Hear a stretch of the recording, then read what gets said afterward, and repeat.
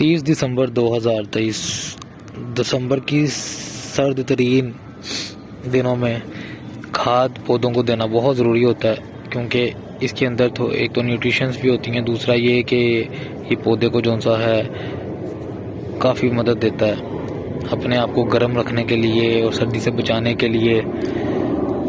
ये मैंने घर में बनाई है खाद, हैंड वेस्ट से। मुर्गियों का जो गंद होता है, मुर्गियों की जो वेस्ट होती है, ये उसके साथ मैंने खाद बनाई थी और ये तैयार है बिल्कुल, और इसको मैं दे सकता हूँ। इसके अंदर कुछ मोटे मोटे मटेरियल हैं, लाइक छोटी छोटी हड्डियाँ भी हैं इसमें, जो कुछ चूज़े वगैरह मुर्गियों के मर जाते थे, मैं वो भी इसमें मिक्स कर देता था, और उसमें कोई हड्डियाँ जो डिकम्पोज नहीं होती जल्दी, और कुछ लकड़ी के पीस, पत्तों की खाद, पत्ते भी मिक्स किए हुए इसमें मैंने, टहनियाँ वगैरह, तो वो जो डिकम्पोज नहीं होते जल्दी, फिर मैं उनको जो सा बाद में निकाल लेता हूँ। जो पत्ते हमारे हैं वो इसमें डिकम्पोज हो चुके हैं, और इसके अलावा जो है कोई छोटे मोटे पत्थर वगैरह होते हैं वो भी मैं निकाल लेता हूँ। उसके अलावा जो मुर्गियों की वेस्ट होती है वो तो फुली डिकम्पोज हो जाए तो आप पौधों को दे सकते हो।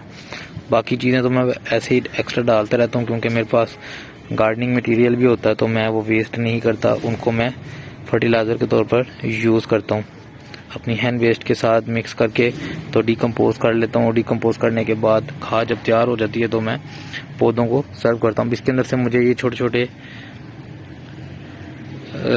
विगलर्स भी मिल रहे हैं। ये रेड विगलर्स हैं जो कि डंक खाते हैं, माइनोर खाते हैं, और इनको बहुत ज़्यादा पसंद होती है वेस्ट खाना।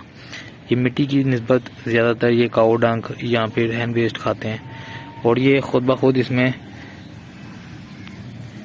पैदा भी हो जाते हैं। ये देखें, ये बेबीज़ हैं रेड विगलर्स के, और जो अर्थ फॉर्म्स होते हैं वो ब्राउन कलर के होते हैं, और जो रेड विगलर्स होते हैं ये रेड कलर के होते हैं। इनकी सबसे बड़ी निशानी यही होती है।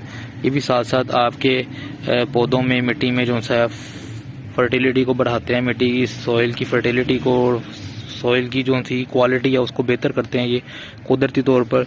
ये भी अगर आपके खाद में मिक्स हो जाएं तो आपकी खाद सोने पे सुहागा रहती है। अगर कुछ पार्ट आपकी फर्टिलाइज़र का रह भी जाए तो ये जब मिट्टी में आप मिक्स करते हो उस खाद को, तो ये साथ साथ उसको भी डिकम्पोज करते रहते हैं और अपनी नस्ल भी वहाँ पर बढ़ाते रहते हैं मिट्टी में भी। सो ये गुलाब के पौधों को मैं देता हूँ बहुत ज़्यादा। इससे फ़ायदा ये होता है हमें कि गुलाब जो सा है हमें ढेर सारे फ्लावर देता है, और ग्रोथ भी इसकी बहुत अच्छी हो जाती है।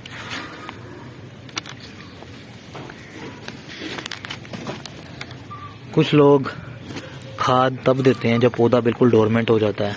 फ्रूटिंग प्लांट्स की बात कर रहा हूँ मैं। फ्रूटिंग प्लांट्स में अगर आप बिल्कुल डोरमेंट हुए पौधों को खाद देंगे तो उसका फ़ायदा क्या होगा। टेक्निकली मुझे इस बात की आज तक समझ नहीं आई कि एक तो पौधा डोरमेंट है, सोया हुआ है, उसने खाद का क्या करना है। पौधे को खाद की ज़रूरत तब होती है जब पौधा हरा भरा हो। सो मैं तो अपने फ्रूटिंग प्लांट्स को हमेशा तब खाद देता हूँ जब वो डोरमेंसी से जाग रहे होते हैं या फिर डोरमेंसी में जाने की तैयारी कर रहे होते हैं।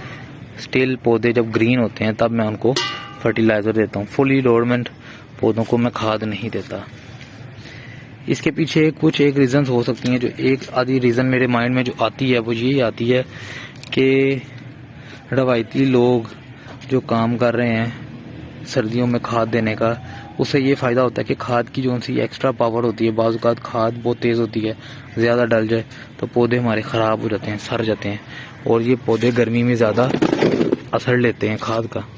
लेकिन अगर सर्दियाँ हो तो खाद तेज़ डल भी जाए तो उसका इतना नुकसान नहीं होता। इसलिए पौधे जो सन लोग खाद पौधों को देते हैं जब पौधे सर्दियों में डोरमेंट हो जाते हैं। और जो फ्रूटिंग प्लांट्स होते हैं उनको भी इसीलिए खाद सर्दियों में दी जाती है कि अगर कोई एक्स्ट्रा खाद डल जाए तो उसका नुकसान ना हो। ये मैं इस तरीके से अपने पौधों में फेंकता रहता हूँ। अब ये हमारा फ्रूटिंग प्लांट है, इसने डोरमेंट होना ज़रूर है लेकिन अभी नहीं हुआ, तो इसको हम खाद दे सकते हैं कि जब तक इसने डोरमेंट होना है ढेर सारी एनर्जी जो होता है ये फ्रूटिंग प्लांट हमारा एब्जॉर्ब कर लेगा।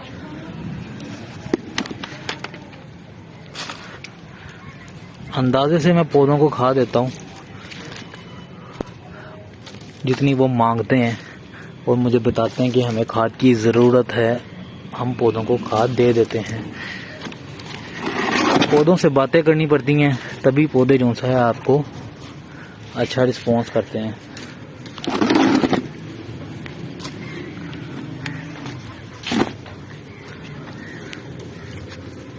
अगर आप पौधों को खाद देते हैं टाइम से, तो आपके पौधे कभी भी आपको नाराज़ नहीं करते। आई थिंक बहुत हो गई है।